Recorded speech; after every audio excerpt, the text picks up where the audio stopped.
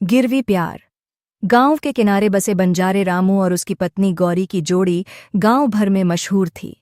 रामू और गौरी का जीवन भले ही साधारण था, लेकिन उनका प्यार और एक दूसरे के प्रति निष्ठा उन्हें बेहद खास बनाती थी।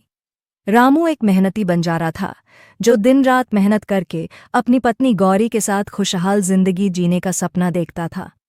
गौरी न केवल अत्यंत सुंदर थी, बल्कि अपने सच्चे और प्यार भरे स्वभाव के लिए भी जानी जाती थी। लेकिन उनकी खुशी का ये संसार कब तक यूं ही बना रहता। गरीबी जैसे एक न खत्म होने वाली दुविधा ने हमेशा उनके कदमों को बांध रखा था। रामू भले ही ईमानदार था, लेकिन हालात उसे बार बार मजबूरी में डाल देते थे। एक दिन गांव में रामू की बहन की शादी की खबर आई। यह खबर सुनकर वह जितना खुश हुआ, उतना ही उसके चेहरे पर चिंता की लकीरें भी उभर आईं। बहन की शादी के लिए उसे अच्छी रकम चाहिए थी, परंतु उसके पास तो फूटी कौड़ी भी नहीं थी। उसने कई जगह से मदद मांगी, लेकिन किसी ने भी उसकी सहायता करने का साहस नहीं दिखाया। उसकी गरीबी और परेशानियां मानो सबके सामने मूक होकर खड़ी थीं। गौरी ने रामू के दिल की चिंता समझ ली। उसने उससे कहा, रामू, तुम्हें सेठ गोविंद के पास जाना चाहिए। वह गांव का सबसे संपन्न आदमी है, शायद वह हमारी मदद कर सके। रामू के मन में संकोच था, परंतु गौरी की बात मानकर वह सेठ के पास गया।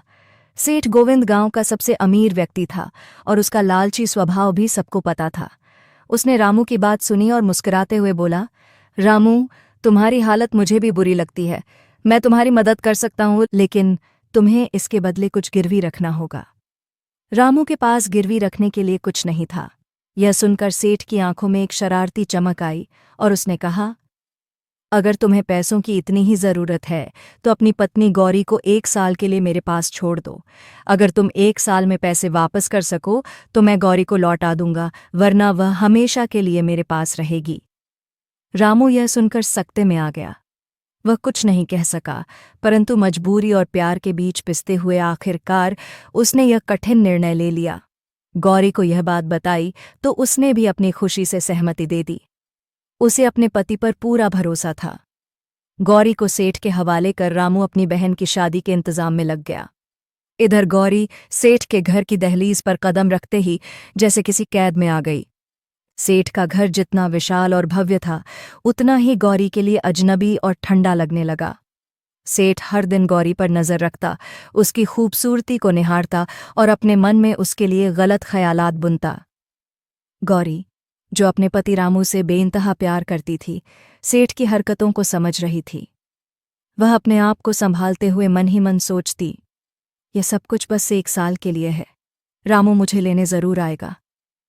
उसकी यह उम्मीद ही उसका सहारा बनी रही। उधर रामू दिन रात मेहनत कर रहा था, ताकि जितना जल्दी हो सके पैसे जोड़ सके और गौरी को वापस ला सके। गांव के लोग उस पर हंसते थे, कुछ उसकी मजबूरी पर तंज कसते तो कुछ कहते, भला कौन अपनी पत्नी को इस तरह गिरवी रखता है। लेकिन रामू ने इन सब बातों पर ध्यान नहीं दिया। उसके लिए तो बस एक ही बात मायने रखती थी, गौरी को वापस पाना। समय बीतता गया। धीरे धीरे 1 साल पूरा होने को आया और रामू ने मेहनत से पैसे इकट्ठे कर लिए। वह बेहद खुश था और खुशी खुशी सेठ के पास गया।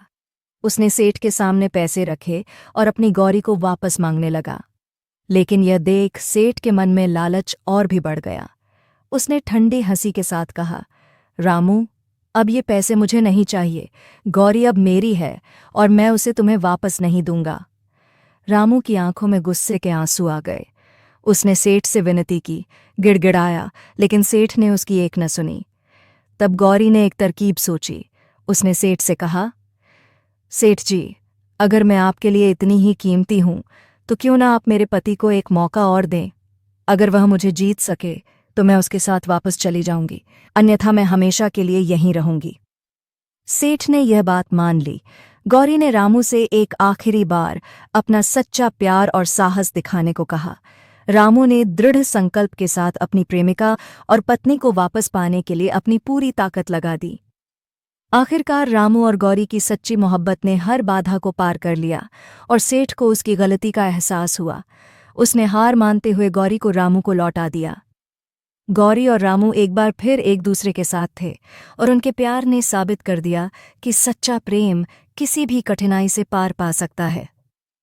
समाप्त।